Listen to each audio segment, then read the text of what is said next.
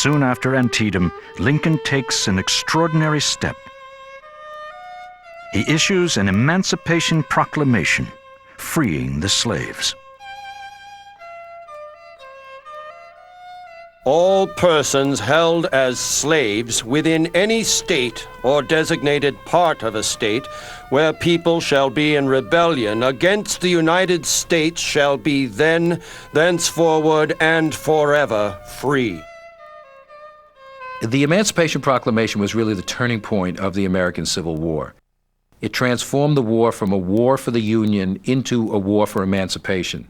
It gave a moral purpose to the war, which justified the immense loss of life and the greater loss of life which would be occurring in the last 2 years of the war. It brought black men into the Army for the first time, giving them a claim to citizenship in the post-war republic. It meant there was going to be a fundamental change in Southern society arising out of the war, and a new social order was going to be necessary. So for all those reasons, it really transformed the character of the Civil War and was a turning point in all of American history. Both free blacks and freed slaves stand ready to fight for the Union. But federal officers are reluctant to use them in combat. During the Revolutionary War, Washington had allowed African Americans to fight. Now, Lincoln challenges his generals. You say you will not fight to free Negroes. Some of them seem willing to fight for you. When victory is won, there will be some black men who can remember that with silent tongue and clenched teeth and steady eye and well-poised bayonet, they have helped mankind on to this great consummation. Eventually, 180,000 African Americans fight for the Union. Nearly all in segregated units led by white officers. Nearly 38,000 give their lives for freedom.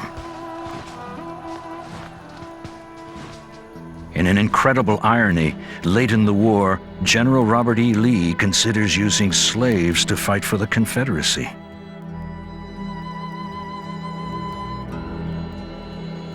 One outraged Southern general responds, "If slaves will make good soldiers, our whole theory of slavery is wrong."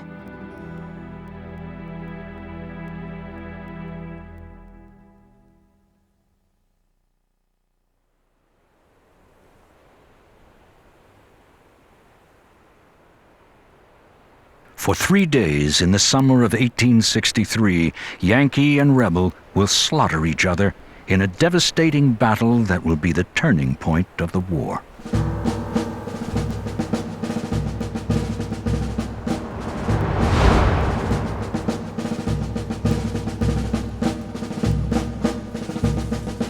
After a skirmish between advance forces, each side sends for reinforcements.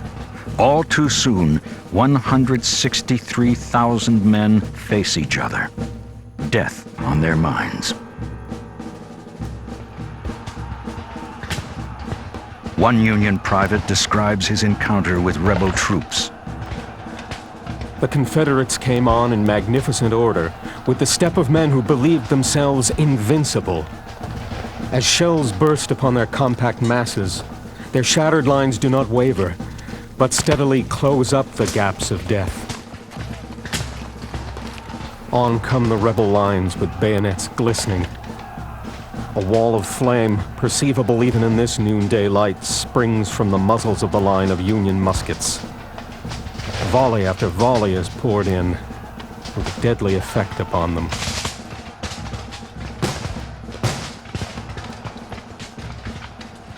"7,000 men are killed and nearly 45,000 wounded. By day 4, General Lee is forced to retreat to the safety of Virginia.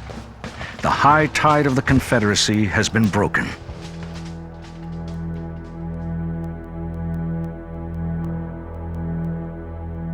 Unlike Antietam, victory is clear.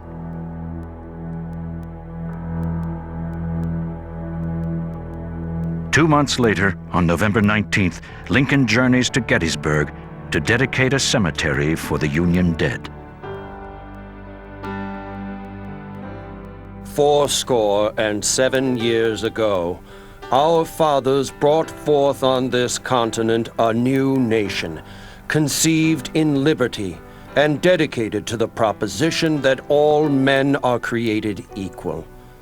Now we are engaged in a great civil war, testing whether that nation, or any nation so conceived and so dedicated, can long endure.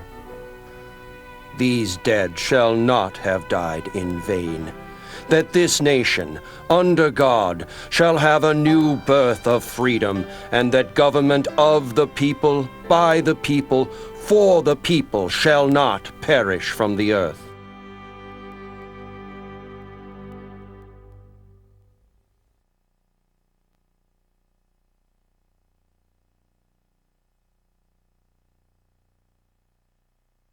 Thank God I have lived to see this.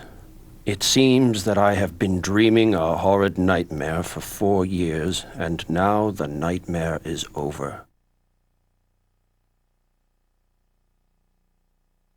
4 years from the day that Fort Sumter surrendered, a flag of freedom, the Union flag, once again flies.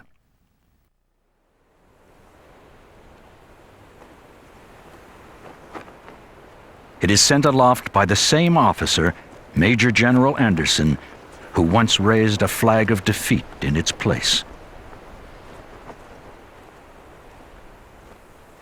Less than 12 hours later, a final tragedy awaits when Lincoln is murdered. O Captain, my Captain, our fearful trip is done. The ship has weathered every wreck. The prize we sought is won. The port is near, the bells I hear, the people all exulting. But O heart, heart, heart, O bleeding drops of red, where on the deck my captain lies, fallen cold and dead.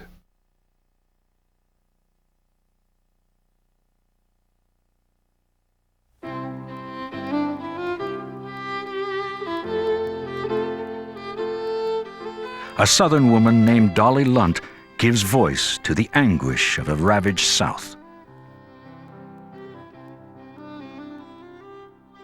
Our leaders did not believe that the North would fight. Oh, blinded men! Blood river deep and strong have been shed. And where are we now? A ruined, subjugated people. What will be our future?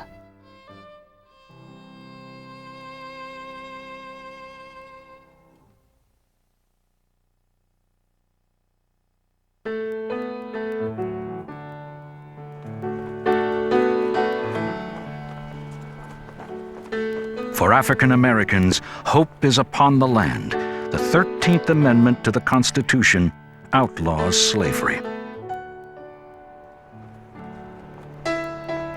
And the next 2 amendments promise them their full rights as citizens.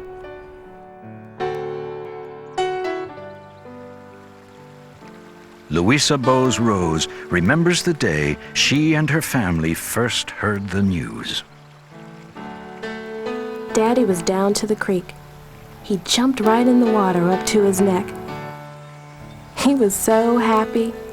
He just kept on scooping up handfuls of water and dumping it on his head and yelling, "Eyes free! Eyes free! Eyes free!" The central issue of Reconstruction, the period that followed the Civil War, was how the United States, North and South, black and white, would respond to the destruction of the institution of slavery. Or to put it another way, what did freedom mean that the former slaves had acquired during the Civil War? The former slaves themselves had a tremendously expansive vision of what freedom was. It didn't just mean not being a slave anymore. It meant enjoying the full rights, the full obligations, the full prerogatives of being a free American. It is a vision of freedom that will never be crushed. The most important thing is to be not controlled by another.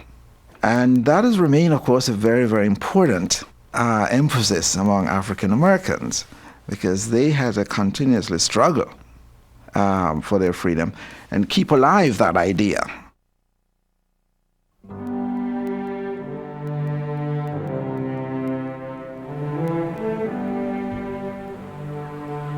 For all the pain and tragedy, liberty has triumphed. The ending of the Civil War will carry the country into an industrial boom. The freedom of the western frontier beckons once more. People say, if hell lay to the west, Americans would cross heaven to get there. Just a few years after the war's end, in the middle of the Utah desert, East meets West.